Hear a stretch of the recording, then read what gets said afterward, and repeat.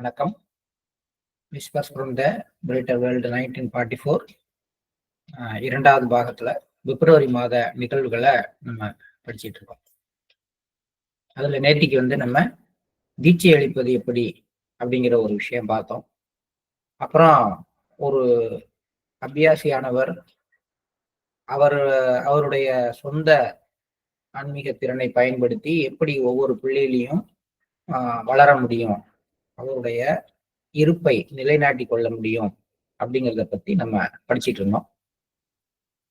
அதுல 2 விதமான வழிமுறைகள்னு சொல்லிட்டு இரண்டாவது வழிமுறையை பத்தி லாலாஜி எக்ஸ்பிளைன் பண்ணிட்டு இருந்தாரு. அந்த இரண்டாவது வழிமுறை என்ன அப்படின்னா, ஒரு அபியாசி தன்னுடைய சூட்சும சரீரத்தை எடுத்து தனக்கு முன்னாடி உட்கார வச்சு அதுக்கு தானே பிரணாகுதி அளிக்கிறது. இந்த பிரணாகுதி அளிக்கிறது எப்படி, அது எந்த விதமான அதை பற்றிய உணர்வும் இல்லாமல் தினமும் அது மாதிரி கொஞ்ச நேரம் செய்யறது, அது ஒரு முறை. இன்னொரு முறை என்ன அப்படின்னா, விளைவை மனதில் கொண்டு அந்த புள்ளியில ஒரு மெர்ஜன்ஸ் கிரியேட் ஆகிற வரைக்கும், அந்த புள்ளியில பர்மனண்டா அவங்க தங்குற வரைக்கும் அதை தொடர்றது அப்படின்னு 2 விதமா இருக்கு. இந்த 2வது விதத்துக்கு ரொம்ப ஒரு கூர்ணர்வு திறன் தேவை. இதுதான் நம்ம நேத்திக்கு படித்தது. அதே நம்ம ஒரு தொடர்ச்சிக்காக இன்னைக்கு படிச்சுட்டு ஆரம்பிக்கிறோம். இரண்டாவது வழிமுறையில் ஒருவர் தனது சூட்சும சரீரம் தன் முன் இருப்பதாக எண்ணி அந்த சூட்சும சரீரத்தின் இதயத்திற்கு பிரணாகுதி செலுத்துவதாகும். ஒருவர் இதை செய்து வந்தாலே தொடர்ந்த முன்னேற்றம் இருக்கும் என்பது உறுதி. இந்த முறையின் 2வது பிரிவை சொல்கிறேன். இதை செயல்படுத்த மிகவும் பண்பட்ட தன்மையும் கூர்ணர்வு திறனும் தேவைப்படுவதால் இதை அனைவராலும் செய்துவிட இயலாது. அந்த யுக்தி இதுதான். ஒருவரது சூட்சும சரீரம் ஒன்றிணையும் நிலையை பெற்று அதன் பிறகு அதில் நித்திய ஜீவனின் நிலை வெளிப்படும் வரை சூட்சும சரீரத்தின் இதயத்திற்கு தொடர்ந்து பிரணாகுதி செலுத்த வேண்டும். இங்கேயும் இன்னொரு கவனம் என்னன்னா, சூட்சும சரீரத்துக்கு பிரணாகுதி இல்லை, சூட்சும சரீரத்தின் இதயத்திற்கு பிரணாகுதி செலுத்த வேண்டும். இந்த கட்டத்தில் 2வது புள்ளியான ஆத்ம புள்ளி பிரணாகுதி செலுத்துவதற்காக எடுத்துக்கொள்ளப்படுகிறது. இந்த புள்ளியில் ஒன்றிணையும் நிலை, இந்த ஒன்றிணையும் நிலைங்கிறத நம்ம இது சூஃபி டேர்ம்ஸ்ல ஃபனா அப்படின்னு சொல்லுவாங்க. ஃபனா அப்படின்னா மெர்ஜன்ஸ். அந்த புள்ளியில இருக்கக்கூடிய தன்மையோட 2.5 கலக்கிற நிலை. நம்முடைய ஏம் மாஸ்டரோட 2.5 கலக்கிறது. ஆனா அதற்கு முன்னாடி நம்ம ஒவ்வொரு புள்ளியை கடக்கும் போதும் அந்த புள்ளியில இருக்கிற தன்மையில மெர்ஜ் ஆகணும். ஃபனா. அதன் பிறகு அந்த புள்ளியிலேயே நிரந்தரமாக தங்குற நிலைமை, அந்த புள்ளியோட தன்மைகள்லேயே நிரந்தரமாக ஆன்மா தன்னை நிலைநிறுத்தி கொள்கின்ற தன்மை, அதை பகா அப்படின்னு சொல்லுவோம். இந்த புள்ளியில் ஒன்றிணையும் நிலை ஏற்பட்டு அங்கு நிரந்தரமாக தங்கும் நிலை ஏற்பட தொடங்கியதும் 3வது புள்ளியான அக்னி புள்ளி எடுத்துக்கொள்ளப்பட வேண்டும். இதே செயல்முறை மேலும் உள்ள நீர் மற்றும் வாயு புள்ளிகளில் மீண்டும் செய்யப்பட வேண்டும். இதன் பயனாக ஒரு சிறந்த விரிவான ஆன்மீக யாத்திரை நிகழ்கிறது. இதய மண்டலம் முழுவதும் விழிப்பூட்டப்பட்ட நிலையை பெற்றதும் இந்த மொத்த உள்நிலையும் பிரம்மாண்ட மண்டலம் எனப்படும் மூளையுடன் வலுவாக இணைக்கப்பட வேண்டும். பின்னர் அங்கிருந்து அதே யுக்தியை பயன்படுத்தி ஒருவரின் உள்நிலையை விரிவுபடுத்துவதற்கு அவரது சூட்சும சரீரத்திற்கு பிரணாகுதி அளிக்கப்பட வேண்டும். ஒன்றிணையும் நிலையையும், அதாவது ஃபனா, அதாவது மெர்ஜன்ஸ் அப்படிங்கிற அந்த ஸ்டேட்டையும், அதை தொடர்ந்து அங்கு நிரந்தர ஜீவித நிலையையும், அதாவது பகா, அது பர்மனன்ட் லிவிங் அப்படிங்கிற அந்த கண்டிஷன் உருவாக்கப்படும் பொழுது அந்த உள்நிலை அதே போல் அதை அடுத்த உயர் மண்டலமான பரபிரமாண்ட மண்டலத்திற்கு முன்னேறுகிறது. அங்கிருந்து ஒருவரின் சூட்சும சரீரத்திற்கு பிரணாகுதி செலுத்தும் அதே செயல்முறை பயன்படுத்தப்படுகிறது. ஒன்றிணையும் நிலை மற்றும் நிரந்தர ஜீவித நிலை உருவாக்கப்படும் பொழுது அதே செயல்முறை அங்கேயும் தொடங்கப்பட்டு அடுத்த உயர் மண்டலத்திற்கு முன்னேற்றப்பட வேண்டும். ஆனால் பரபிரம்மாண்ட மண்டலத்துக்கு பிறகு ஒரு அபியாசியினுடைய சிந்தனை ஆற்றல் செயல்படாது. ஏன்னா பரபிரம்மாண்ட மண்டலம் வரும்பொழுதே ஒரு ஸ்டில்னஸ் கிரியேட் ஆயிடும்.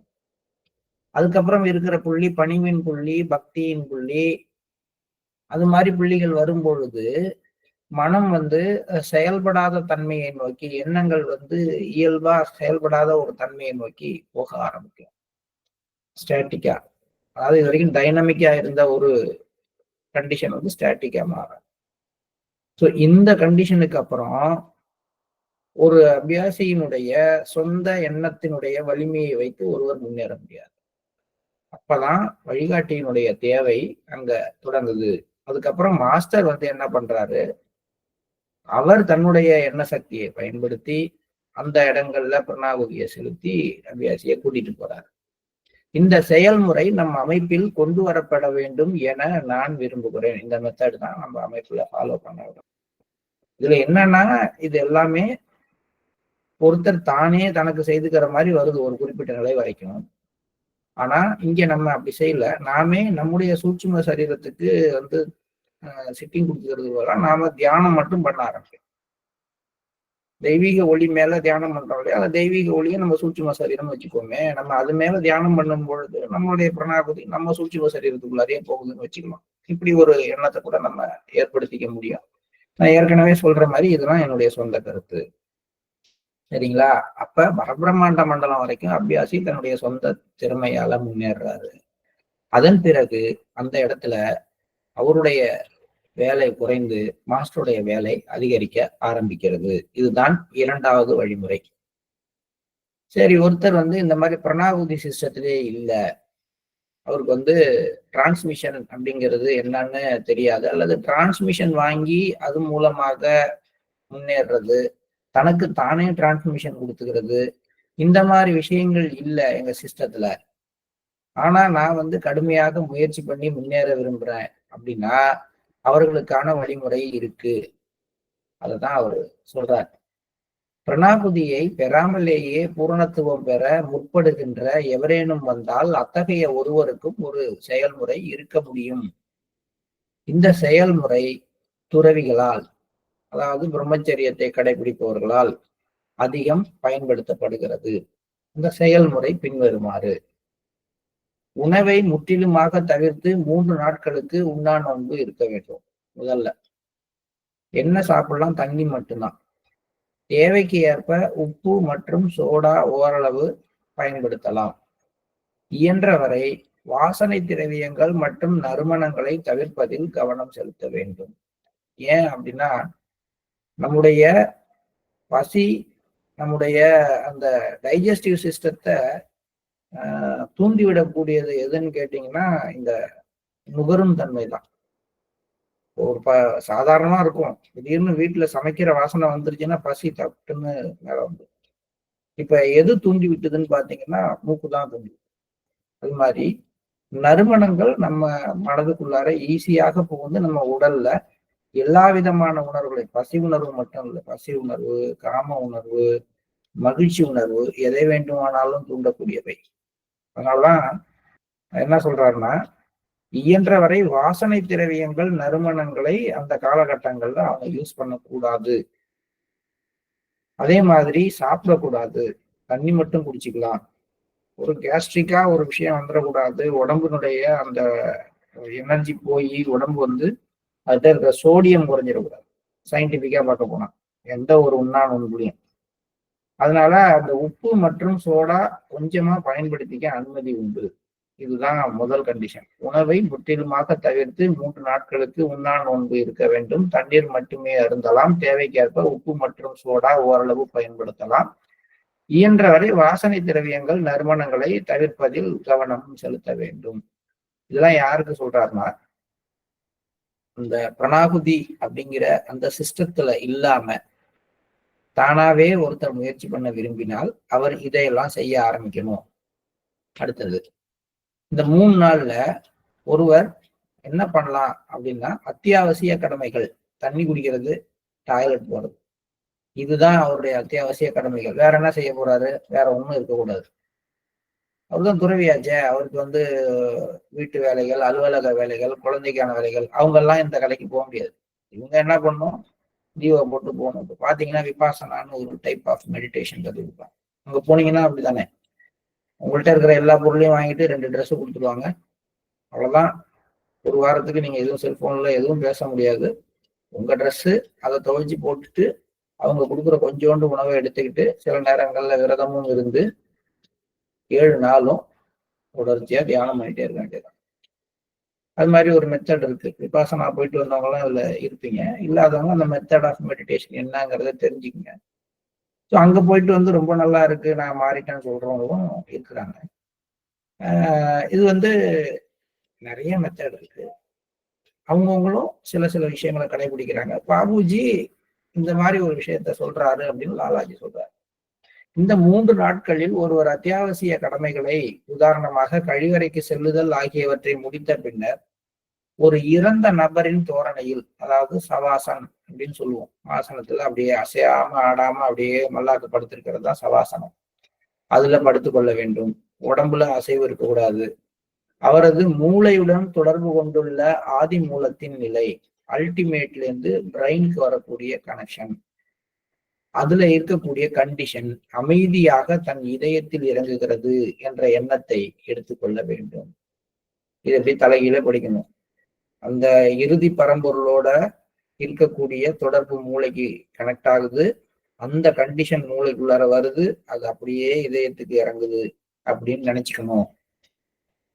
முடிந்தவரை விரதம் இருக்கின்ற 3 நாட்களும் இந்த தியானம் தொடரப்பட வேண்டும். எல்லா நேரமும் அப்படியே படுத்துக்கணும். இந்த எண்ணத்தை செய்யணும். இந்த எண்ணத்துல இருக்கணும். அதன் பிறகு இதே பயிற்சியை 3 மாதங்களுக்கு எண்ணங்களில் தூய்மையை பராமரிக்கும் முயற்சியுடன் காலை, மாலை மற்றும் ஒரு நாளின் பகல், இரவு நேரங்களில் இல்லை பல முறைகள் கூட செய்ய வேண்டும். முதல் 3 நாள் விரதம் இருக்கணும்.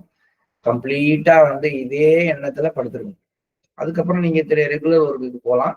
ஆனா காலையில 1 மணி நேரமோ 2 மணி நேரமோ, மத்தியானம் 1 மணி நேரம், நைட்டு 1 மணி நேரம், சாயங்காலம் 1 மணி நேரம்னு ஒரு 5-6 மணி நேரத்தை இதுக்கு நீங்க செலவு பண்ணணும். அந்த நேரங்கள்ல எண்ணங்கள்ல எந்த விதமான அழுக்கும் வந்துடாம தூய்மையை பராமரித்துக் கொள்ள வேண்டும். பல முறைகள் கூட ஒரு நாள்ல இதை செய்யலாம். அதாவது சவாசனத்துல படுத்திட்டு பரம்பொருளினுடைய கண்டிஷன் மூளை வழியாக இதுக்குள்ளார இறங்குதுன்னு நினைக்கிறது. 3 மாதங்களுக்கு பிறகு திரும்பி 3 நாளைக்கு கடுமையான விரதம், தண்ணி மட்டும் சாப்பிடணும், உப்பு சோடா மட்டும் எடுத்துக்கலாம், ஆசனை திரவியங்கள் கிட்ட வரக்கூடாது. அந்த மாதிரி திரும்பி ஒரு முறை செய்யணும். அந்த ஒரு வாரம் 3 மாதம் கழித்து செய்யறது 3 நாளா இருக்கிறதுக்கு பதிலா 1 வாரமா செஞ்சீங்கன்னா ரொம்ப நல்லது. 1 வாரத்திற்கு உண்ணான ஒன்று அனுசரிக்கப்பட வேண்டும். சவாசன நிலையை மேற்கொண்டு இதயம் ஏற்கனவே நிரம்பியுள்ளது என்ற உறுதியான எண்ணத்தை மேற்கொள்ள வேண்டும். இப்போது அதே நிலையில் இறுதி சத்தியத்தின் ஒளி இதய மண்டலத்தின் 2வது புள்ளியில் ஆன்மாவில் ஊடுருவி பரவுகிறது என்று நினைக்க வேண்டும். இப்ப 2வது புள்ளிக்கு வர்றாங்க.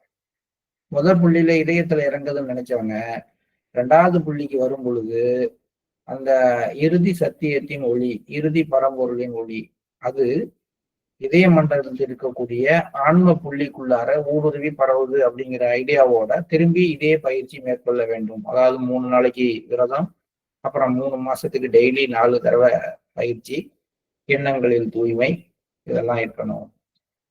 இதயமும் ஆன்மாவும் சீரமைக்கப்பட்டவுடன் முதல் புள்ளியும் 2வது புள்ளியும் இந்த மாதிரி 6 மாதத்துக்குள்ளார சீரமைக்கப்பட்டு விட்டால், இதுல ஏதாவது டிவியேட் ஆனிச்சுன்னா திரும்பி முதல்ல இருந்து ஆரம்பிக்கணும். 3 மாதங்களுக்கு பிறகு குறைந்தபட்சமாக 3 நாட்களிலிருந்து அதிகபட்சமாக 1 வார காலம் வரை மீண்டும் விரதம் அனுசரிக்கப்படுகிறது. நல்ல உடம்பு ஸ்ட்ரென்த் இருந்ததுன்னா 15 நாட்களுக்கு கூட இந்த விரதம் இருக்கலாம். இப்படியாக ஒவ்வொரு புள்ளியிலையும் இதே வேலைய செய்ய சொல்றாங்க.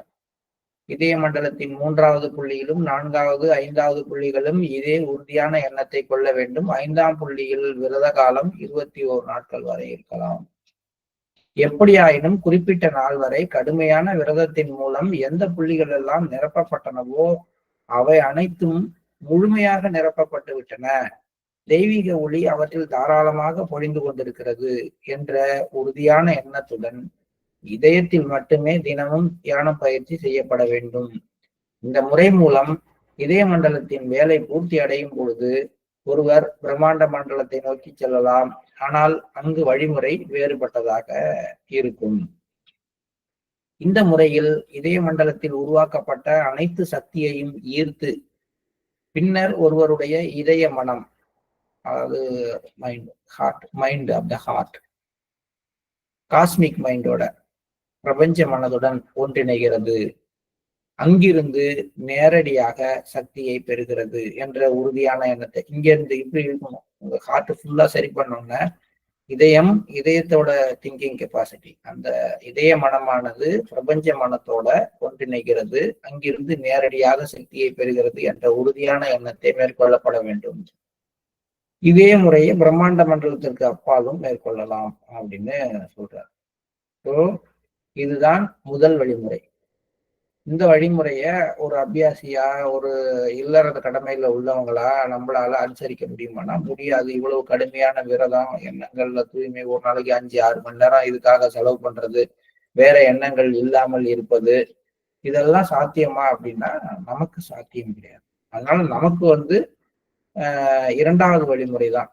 அதாவது மாஸ்டர் நம்மள புள்ளிகள் வழியாக கூட்டிட்டு போய் பயணிக்க வைத்து திருப்பி கொண்டாந்து விட்டுருவாரு. அதுக்கப்புறம் அபியாசி ஒவ்வொரு நாளும் தியானம் பண்ண அந்த புள்ளியில அவரே மெல்ல மெல்ல டிராவல் பண்ண ஆரம்பிச்சு அதுல மெர்ஜென்ஸும் அதுல பர்மனன்ட் லிவிங் ஸ்டேட்டும் டெவலப் ஆன பிறகு அடுத்த புள்ளிக்கு இப்படியா ஒவ்வொரு புள்ளிக்கா பரபிரம்மாண்ட மண்டலம் வரைக்கும் அவர் வந்த பிறகு முழுக்க முழுக்க மாஸ்டரே பொறுப்பு எடுத்துக்கிட்டு அதுக்கப்புறம் அபியாசியை கூட்டிட்டு போறாரு. இந்த மெத்தடு நம்ம சிஸ்டத்துல இருக்கு. ஸோ 2 சிஸ்டத்தை பத்தியும் சொல்லிட்டாரு. ஒரு சில நேரங்கள்ல நம்ம சிஸ்டத்துல இதையும் அனுசரிக்கிறோம். என்னன்னு கேட்டா, இப்ப பிரிசெப்டரானா ஒரு நாள் ஃபுல்லா இது மாதிரி எந்த விதமான உணவும் எடுத்துக்கொள்ளாமல் வெறும் தண்ணீர் மட்டுமோ அல்லது லிக்யூடா பால் அது மாதிரி எதையோ அருந்திவிட்டு இருக்க சொல்லியும் சொல்றாங்க. ஒரு சில இடங்கள்ல பாபுஜியினுடைய சுயசரிதையை படிக்கும் பொழுது நீங்க 3 நாட்களுக்கு எதுவும் சாப்பிடக்கூடாது, நாளையில 1 டம்ளர் பால் மட்டும் அருந்தலாம் அப்படின்னு பாபுஜிக்கு லாலாஜி உத்தரவிடுறத நம்ம பார்க்கிறோம். சாரிஜியுடைய ஒரு சில அவருடைய அந்த டைரி குறிப்புகளை படிச்சுட்டு வரும்போது பாபுஜி அவர்கிட்ட கேட்கிறாரு, இன்னைக்கு நீ சாப்பிடாம இரு அப்படிங்கிறாரு. சரின்னு இருக்கிறாரு. அடுத்த நாள் இன்னைக்கு ஒரு நாள் மட்டுங்கிறாரு. அடுத்த நாள் இன்னைக்கு ஒரு நாள் மட்டுங்கிறாரு. இப்படியே 7 நாட்கள் சாரிஜியை அவரு விரதம் இருக்க வைக்கிறாரு. 7 நாள் முடிச்ச பிறகு நீ கொஞ்சமா சாப்பிடலாம் அப்படின்னு சொல்றாரு.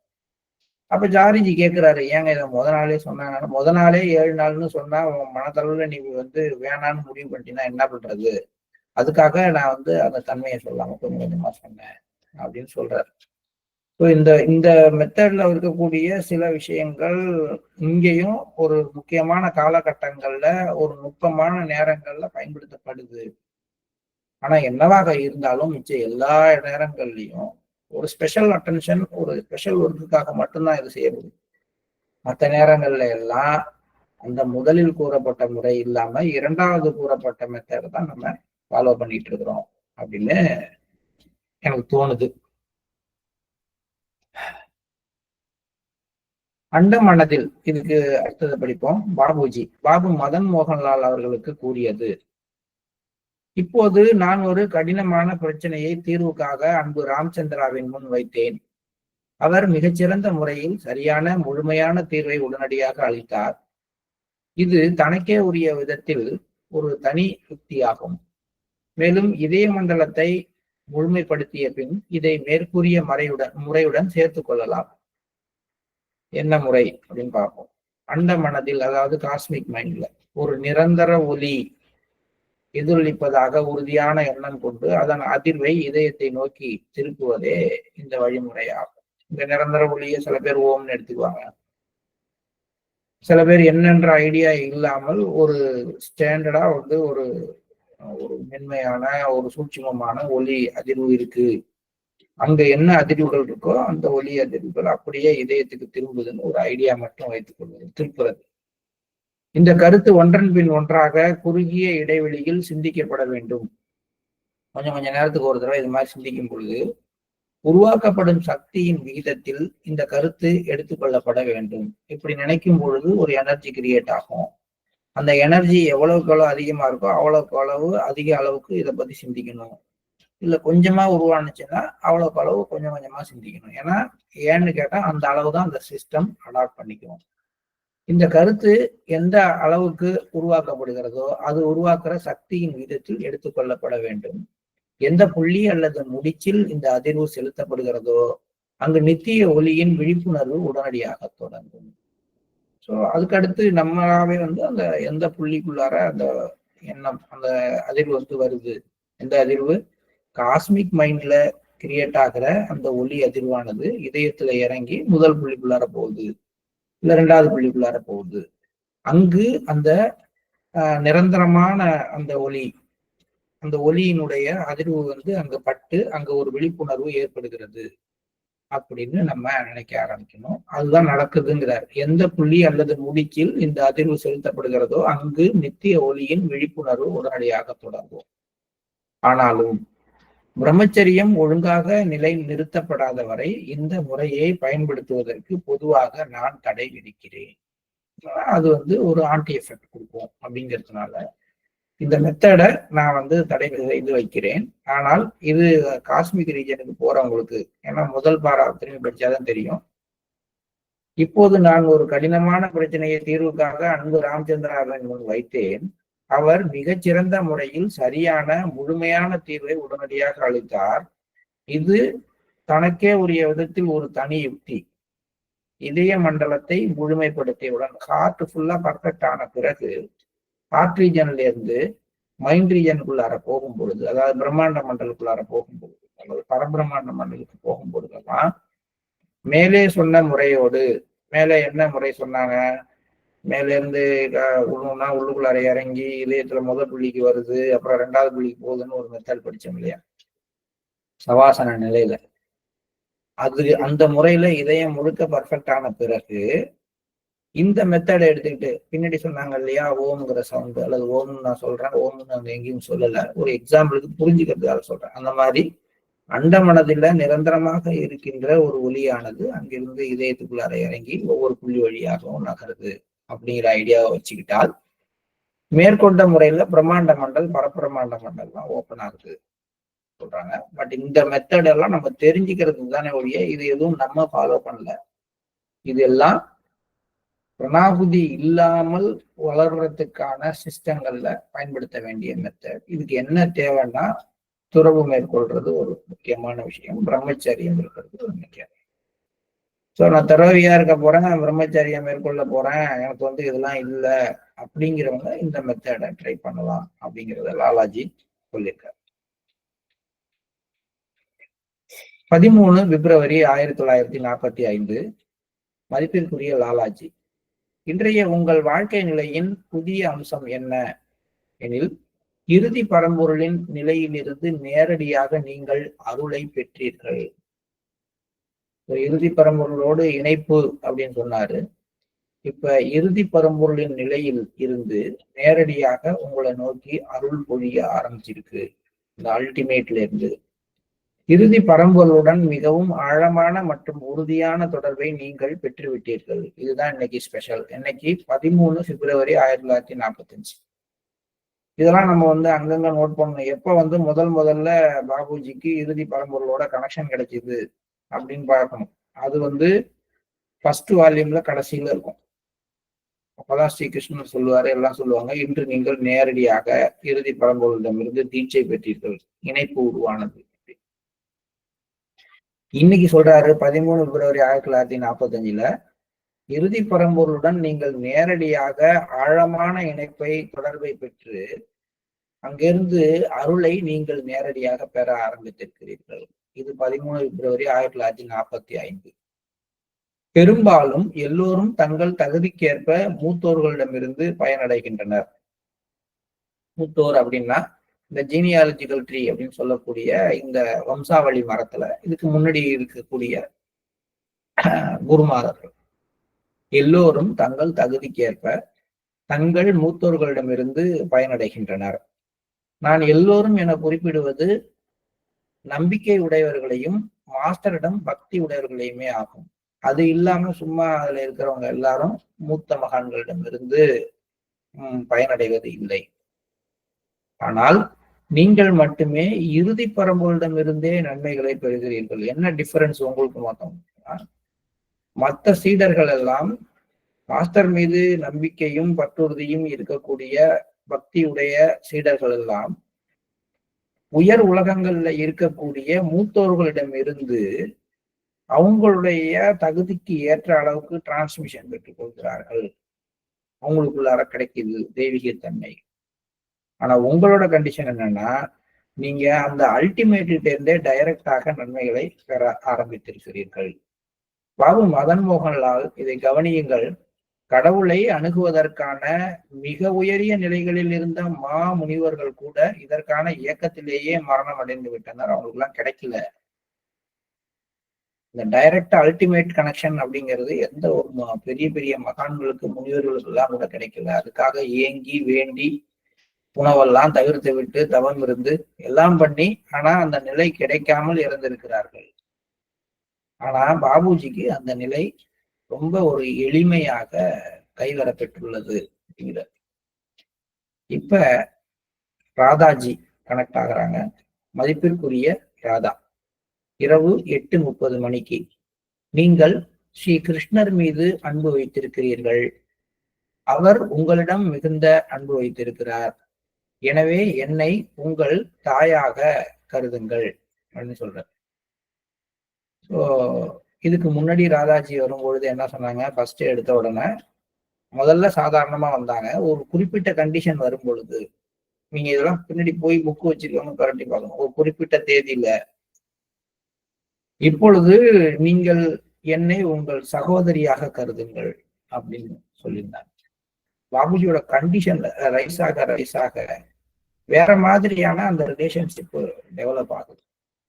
அடுத்து வர்றாங்க. இப்ப சொல்றாங்க, நீங்க கிருஷ்ணர் மேல வைத்திருக்கிற அன்பை பார்க்கும் பொழுது, அவர் உங்க மேல வைத்திருக்கிற அன்பை பார்க்கும் பொழுது ஒரு மாத்ருபாவோ அந்த மாதிரி ஒரு பாவனை வச்சுக்கோங்க. அதாவது அவரை தந்தை மாதிரி, அவரு தன்னுடைய மகன் மாதிரி, தன்னுடைய வாரிசாக உங்களை ஏற்றுக்கொண்டிருக்கிறார். அப்ப என்ன நீங்க உங்களுடைய தாயாக ஏற்றுக்கொள்ளுங்கள். இனி என்னை உங்களுடைய தாயாக கருதுங்கள் அப்படின்னு சொல்றாங்க. அப்ப கிருஷ்ணர் சொல்றார், பக்தர்களிடையே உங்களுக்கு முதன்மையான இடம் வழங்கப்பட்டு உள்ளது. ஸோ இது இந்த பெருமாள் கோவில், இந்த கிருஷ்ணன் கோவில் அதுலயே இருக்கக்கூடிய, அது மேல இருந்து இன்னும் திரும்பி வர முடியாத அந்த சில அபியாசிகளும் இருக்கிறாங்க. அவங்களாம் தயவு செய்து இந்த வரியை படிச்சு பார்க்கணும். நீங்க தொடர்ச்சியாக உங்க பக்கத்துல இருக்கக்கூடிய கோயில்களுக்கும் உங்களுடைய முன்னோர்களால சொல்லப்பட்ட இடங்களுக்கும் போய் அங்க இருக்கக்கூடிய கிருஷ்ணனுடைய பிரசன்னத்தை வழிபட்டு கொண்டிருந்தால் அங்க என்ன கிடைக்குதோ அதை விட உங்களுடைய குருநாதர்ல இருந்து நிறைய கிடைக்கும். ஏன்னா இவரை தான் தன்னுடைய முதன்மையான பக்தர் அப்படின்னு கிருஷ்ணர் சொல்லியிருக்கார். இப்ப ஆழ்வார்கள்லயே யாரு தொண்டரடி பொடி ஆழ்வார், அவருக்கு தானே மரியாதை அதிகம். அப்ப கிருஷ்ணரை நேரடியாக அணுகிறதுக்கு வழி கிருஷ்ணனுடைய பக்தரை நேரடியாக அணுகிறது தானே. அந்த ஸ்ரீ கிருஷ்ணரே சொல்றாரு, பக்தர்களிடையே உங்களுக்கு முதலிடம், நீங்க தான் என்னுடைய ஃபர்ஸ்ட் டிசைபிள் அப்படிங்கிறது. அப்ப யார் மூலமா நீங்க அவரை அணுக முடியும்? உங்க குருநாதர் மூலமா தான் அணுக முடியும்.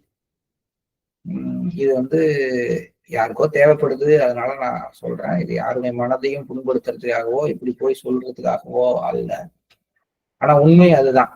இன்னமும் கூட நம்முடைய பரம்பரையில அந்த ஜீன்ல இருக்கக்கூடிய அந்த உணர்வுனால அந்த கோயில்ல போய் கிருஷ்ணரையும் பெருமாளையும் வேண்டி இருக்கிற அந்த ஒரு எண்ணம் நமக்கு ரொம்பவும் இருக்கதான் செய்து. அது தவறு கிடையாது, மரியாதை நிமித்தம் அது இருக்கலாம். அப்போது கூடவே ஞாபகம் வைத்துக் கொள்வது, என்னுடைய குருநாதர் தான் உங்களுடைய முதல் சீடர், அவருக்கு தான் நீ முதன்மையான இடம் கொடுத்திருக்க. இப்பயும் நீங்க போனீங்கன்னா, உள்ளார போனீங்கன்னா சக்கர தாழ்வாரெல்லாம் கும்பிடுறீங்கல்ல, அவங்களுக்கெல்லாம் ஒரு காலத்துல முதன்மையான இடம் இருக்கதான் நீங்க நம்புறீங்கல்ல. ஆனா ஸ்ரீகிருஷ்ணர் தன்னுடைய வாயாலேயே உனக்கு தான் நான் முதன்மையான இடம் கொடுத்திருக்கேன் அப்படின்னு சொல்றாரு இல்லையா. இது கொஞ்சம் நம்ம சிந்தனைக்குரியதா வச்சுக்குவோம். உங்களுக்கே இன்னும் தெரியாத அதிசயங்களை நீங்கள் செய்து காட்டி உள்ளீர்கள். ராதாவின் அன்பு உங்களுக்காக மட்டுமே இப்படி விரிவடைந்துள்ளது. இது வரைக்கும் யாரையும் ராதாஜி இது மாதிரி சொன்னதில்லை, என்னுடைய மகனாக ஏற்றுக்கொள்கிறேன்னு. நீங்கள் எவ்வளவு அதிர்ஷ்டசாலி. ஒரு தாய் தன் சொந்த மகனிடம் கொண்டுள்ளது போன்ற மனப்பான்மையை அவள் உங்களிடம் கொண்டிருக்கிறாள். அவளை உங்கள் தாயாக கருதவே நீங்களும் விரும்புகிறீர்கள். இப்ப சுவாமி விவேகானந்தர் வர்றார். ஏன்னா எல்லாருக்கும் சந்தோஷம் தானே, இந்த மாதிரி ஒரு வாய்ப்பு, இந்த மாதிரி ஒரு டிவைன் இறங்கி நீதான் என்னுடைய முதன்மையான சீடர்னு சொல்லுது. அவங்க என்ன சொல்றாங்க, நீ என்னுடைய பையன்னு சொல்றாங்க. இதை கேட்டவொன்னா விவேகானந்தருக்கும் லாலாஜிக்கும் மனம் சந்தோஷம் அடைகிறது. அதை அவங்க பகிர்ந்துக்கிறாங்க.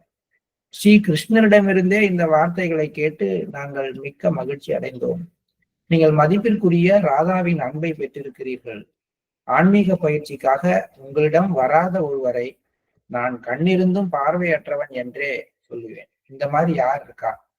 கிருஷ்ணர்கிட்ட இருந்தே இந்த வார்த்தையை வாங்கிருக்கீங்களே நீங்க. அவரு மட்டும் இல்ல, சில இடங்கள்ல வீட்டுக்காரர் மட்டும் சொல்லி பிரயோஜனம் இல்லை, வீட்டுக்காரங்களும் சொல்லணும். மதிப்பிற்குரிய ராதாவின் அன்பையும் நீங்கள் பெற்றிருக்கிறீர்கள். அது ஆன்மீக பயிற்சிக்காக உங்களிடம் வராத ஒருவரை நான் என்ன சொல்லுவேன்னா, கண்ணு இருந்தும் கூடன்னு தான் சொல்லணும். வேற என்ன நான் சொல்ல முடியும் அப்படின்னு விவேகானந்தர் தன்னுடைய ஆதங்கத்தையும் சந்தோஷத்தையும் ஒரு சேர வெளிப்படுத்துறார். இந்த சிச்சுவேஷன் இது ஒரு புனிதமான ஒரு நாள் அப்படின்னு நம்ம வச்சுக்கணும். ஏன்னா இந்த மாதிரி ஒரு சிச்சுவேஷன் நமக்கு இன்னைக்கு படிக்கிறதுக்கு ஒரு வாய்ப்பு. மதிப்பிற்குரிய லாலாஜி, என்னுடைய மகிழ்ச்சிக்கு எல்லையே இல்லை. வாழ்த்துக்கள். கடவுளின் ஆசிகள் உங்கள் மீது எப்பொழுதும் பொழியட்டும். இப்பெல்லாம் படிக்கும் பொழுது பார்த்தா நம்ம பாபுஜிக்கு மட்டுமா பொழியுது? அவங்களுடைய சந்தோஷமும் அவங்களுடைய ஆசைகளும் நம்ம மீதும் பொழிகிறதுங்கிற ஒரு உணர்வோட தான் இதை நம்மளால படிக்க முடியும். இப்ப மதிப்பிற்குரிய ராதாஜி அவங்க சொல்றாங்க, அன்பு எங்கு தேவைப்பட்டாலும் என்னை கூப்பிடுங்கள், என்னை அழையுங்கள். ஏன்னா எனக்கு வேற எதுவும் தெரியாது, எனக்கு ஆன்மீகத்தை பத்தி எல்லாம் தெரியாது. எனக்கு தெரிந்ததெல்லாம் அன்பு அன்பு அன்பு. இதை தவிர வேற எதுவும் எனக்கு தெரியாது. என்னுடைய வாழ்க்கை முழுவதிலும் இது குறித்து மட்டுமே நான் அக்கறை கொண்டிருந்தேன். அதனால எங்கெல்லாம் அன்பு பொங்கி வழியணுமோ அங்கெல்லாம் என்ன கூப்பிடுங்க, நான் வர்றேன். என்னுடைய இருப்பு அவங்க இதயத்துல அன்பை பொங்கி வழிய செய்யும் அப்படிங்கிறாங்க. அப்ப இன்னைக்கு நம்மளுடைய மெடிடேஷன்லையும் அவங்களுடைய ஒரு பிரசன்னம் இருக்கும். அந்த அன்பு நம்ம இதயத்துல எல்லாம் பொங்கி வழியும். மதிப்பிற்குரிய லாலாஜி, நமது அமைப்பில் இந்த புதிய உறவு முறை வந்துள்ளது. ஸோ அந்த ஜீனியாலஜிக்கல் ட்ரீல இந்த உள்ளுணர்வு, அன்பினால் பிணைக்கப்படுகின்ற உள்ளுணர்வு ஏற்பட்டு உள்ளது. இந்த செயின், இதுல இன்னும் ஒரு புதிய நபர் சேர்க்கப்படுகிறார் அப்படிங்கிற மாதிரி இந்த குரு சிஷ்யன் அப்படிங்கிற உறவு மட்டும் இருந்த நம்ம அமைப்புல அம்மா பிள்ளைங்கிற ஒரு உறவு இங்க வந்திருக்கு அப்படின்னு நம்ம எடுத்துக்கலாம். இன்னும் அதுக்கு ஆழமான அர்த்தங்கள் இருக்கலாம், நமக்கு புரியல. இன்னைக்கு நம்ம காலையில தியானத்துக்கு போவோம். இந்த நாள் ஒரு புனிதமான, ஒரு தூய்மையான, நம் இதயங்கள் எல்லாம் அன்புல பொங்கி வழியக்கூடிய ஒரு உன்னதமான நாளாக ஸ்ரீ கிருஷ்ணர், ராதாஜி, லாலாஜி, விவேகானந்தர், பாபுஜின்னு எல்லா இடமும் ஒன்னா இருக்கக்கூடிய ஒரு அற்புதமான நாளாக, அவங்களோட சேர்ந்து நாமும் அமர்ந்து தியானம் பண்ற ஒரு அற்புதமான கணமாக நமக்கு அமையட்டும் அப்படிங்கிற ஒரு பிரார்த்தனையோட நம்ம காலை நேர தியானத்துக்குள்ளார சொல்லுங்க. Please start meditation.